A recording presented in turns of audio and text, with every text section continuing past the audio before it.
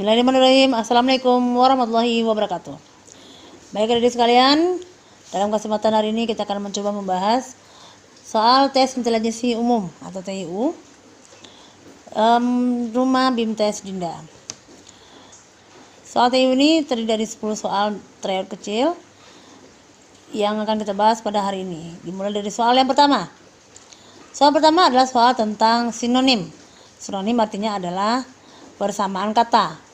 Jadi persamaan kata dari primordial adalah dari ke-5 pilihan terbelakang, hedonis, jimawa, canggih, atau paling dasar. Jawabannya adalah paling dasar. Soal kedua, pilot lawan dari pilot, yaitu ya kalau seperti itu tandanya berarti adalah lawan atau antonim. Antonim dari pilot, kita tahu dulu bahwa sinonim pilot ini adalah jatuh atau bangkrut. Jatuh atau bangkrut tentu lawan katanya adalah apakah berhenti? Itu tidak. Ya. Kolap juga tidak. Deflasi, inflasi, tapi lawannya adalah maju, ya. Lawan jatuh maju. Jawabannya E. Nomor 3. Langit titik 2 tiang. Nah, itu adalah soal tentang analogi. Soal analogi itu kita mencoba menghubungkan kata 2 buah atau 3 buah kata yang diberikan oleh soal. Jadi dari situ kita bisa mencoba menghubungkan. Langit dengan tiang itu kira-kira apa hubungannya?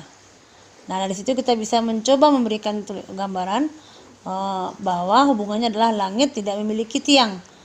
Nah, dari situ kita mencoba untuk memilih di mana di situ yang sama dengan soal analoginya, gitu ya.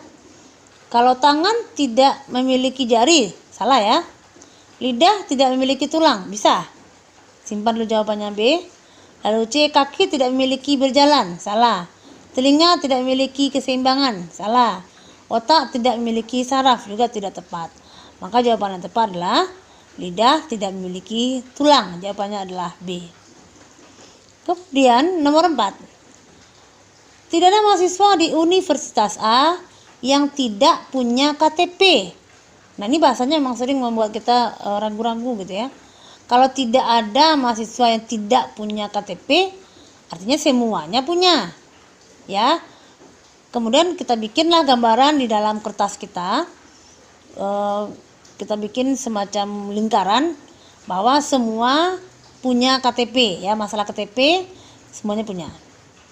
Kemudian sebahagian mahasiswa juga punya SIM. Nah, kalau kita bicara KTP semuanya punya. Kalau kita bicara tentang SIM hanya sebagian, bisa dipahami ya. Jadi kita harus bisa membedakan antara yang semua ini apa? Yang semuanya masalah KTP. Yang sebagian apa? Yang sebagiannya SIM. Nah, baru kita simpulkan. Kita mengambil kesimpulan itu hanya bisa memilih dari 5 pilihan jawaban yang sudah disiapkan oleh soal. Nah, jawaban yang pertama, A. Sebagian mahasiswa di kampus A punya KTP dan SIM. Kalau diibaratkan tadi kita memiliki lingkaran, di tengah-tengah ada tulisan KTP, lalu tulisan karena sebagiannya adalah memiliki SIM, maka di tengah-tengahnya kita bagi 2. Lingkaran tadi dengan SIM, artinya ada mahasiswa yang punya KTP dan SIM dan ada yang hanya punya KTP. Maka jawaban A bisa, ya, bahwa sebagian mahasiswa di kampus A punya KTP dan SIM, ya. Kalau yang kedua, semua mahasiswa di kampus punya KTP dan SIM, salah, karena SIM tidak semuanya.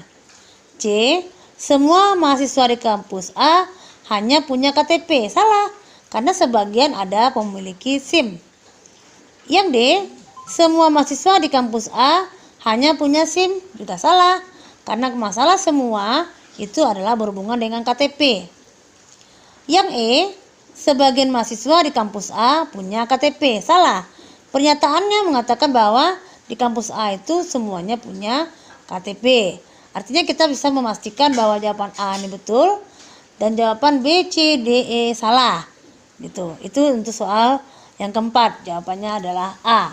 Sebagian mahasiswa di kampus A punya KTP dan SIM. Itu soal 4. Nomor 5, usia Andi 2 kali dari usia Budi. Oke. Lalu usia Caca 3 kali dari usia Dani. Tetapi 6 tahun lebih muda dari Budi. Kemudian usia Edi setengah dari usia Caca. Siapa yang paling muda? Nah, untuk soal nomor 5, kita ibaratkan Andi itu adalah A, sedangkan Budi adalah B, Caca adalah C, dan Dani adalah D. Nah, jadi dari pernyataan tersebut kita tuliskan bahwa A sama dengan 2B, C sama dengan 3D, C sama dengan B kurang 6, E sama dengan C bagi 2. Ya. Kemudian ini adik-adik silakan coba tuliskan di bukunya. Nah, kita misalkan umurnya si Budi itu misalnya ya 30. Nah, berarti kalau B yang 30, ya misalkan kita ambil salah satu aja gitu ya. Berarti A-nya 2 kali 30, 60. Kemudian C-nya, tadi kita sudah dapat B 30, berarti 30 kurang 6, menjadi 24 tahun. Kemudian umur C, tadi katanya 3D, atau D itu C bagi 3. Nah, jadi 24 dibagi 3, berarti 8 tahun umur D. Kemudian E sama dengan C bagi 2, atau sama dengan 24 dibagi 2. Nah, dari situ bisa kita lihat, kalau soalnya yang ditanya adalah yang paling muda, maka jawabannya adalah D. Ya. Dani umurnya paling muda yaitu 8 tahun. Jadi jawaban nomor 5 adalah D. Selanjutnya untuk soal nomor 6. Memang kita sengaja memvariasikan soal-soal di sini ya. Jadi ada bermacam-macam variasi soal. Soal ke-6 ini soalnya Kabataku, yaitu 1254 dikurang 4230 dibagi dengan 24 dikali 4 tambah dengan 152. Nah, kita kurangkan dulu yang di dalam kurung. Kebetulan yang di dalam kurung lebih kecil dikurangkan yang lebih besar angkanya. Maka jawaban yang dikurung itu minus 2976. Lalu kita bagi dengan 24. Memang Kabataku itu yang mana yang pertama? Kalau baginya yang pertama ya baginya kita dahulukan. Ya, jadi min 2976 dibagi dengan 24. Ya, hasilnya adalah min 124. Min dibagi plus adalah min. Ya. Lalu kemudian dikali 4. Dikali 4 dulu, hasilnya min 496. Baru ditambah 152. Jawabannya adalah min 344, yaitu B. Itu soal nomor 6. Selanjutnya, soal nomor 7 tentang barisan. Kalau barisan ini kita coba-coba. Ini 2, 4, 6, 10, 16. Nah, ini kan sebenarnya kalau kita sudah sering-sering membahas, bisa tahu bahwa itu merupakan barisan Fibonacci. Apa itu barisan Fibonacci? Yaitu angka berikutnya diperoleh dari penjumlahan 2 angka sebelumnya. Jadi kalau 2 tambah 4 sama dengan 6. 4 tambah 6 sama dengan 10. Ya, 6 tambah 10 sama dengan 16. Berarti angka selanjutnya adalah 10 tambah 16. Jawabannya adalah 26 atau E. Selanjutnya nomor 8. Kita lihat bahwa soal nomor 8 itu jika M menyatakan 21,45% dari 37,15 dan Y menyatakan 37,51% dari 21,45. Maka hubungan X dan Y adalah, nah karena 21,45 itu angkanya sama, berarti yang kita lihat tuh hanya angka 37,15 dan 37,51. Dari situ kita lihat bahwa karena bilangan yang lain bernilai sama ya, sehingga 37,15 itu lebih kecil daripada 37,51. Jadi X kecil daripada A, langsung aja seperti itu. Maka jawabannya adalah A. Sedangkan nomor 9, Eko mampu mengecat rumah selama 12 jam. Farhan mampu mengecat rumah selama 15 jam. Gali mampu mengecat rumah di dalam waktu 20 jam. Bila ketiganya mengecat rumah secara bersamaan, waktu yang dibutuhkan berapa jam? Artinya ini adalah soal tentang KPK ya. Kita harus samakan dulu. Berarti Eko ini 1/12. Ya, dalam 1 jam dia mencat 1/12 bagian. Silakan ditulis. Kalau Farhan 1/15 bagian.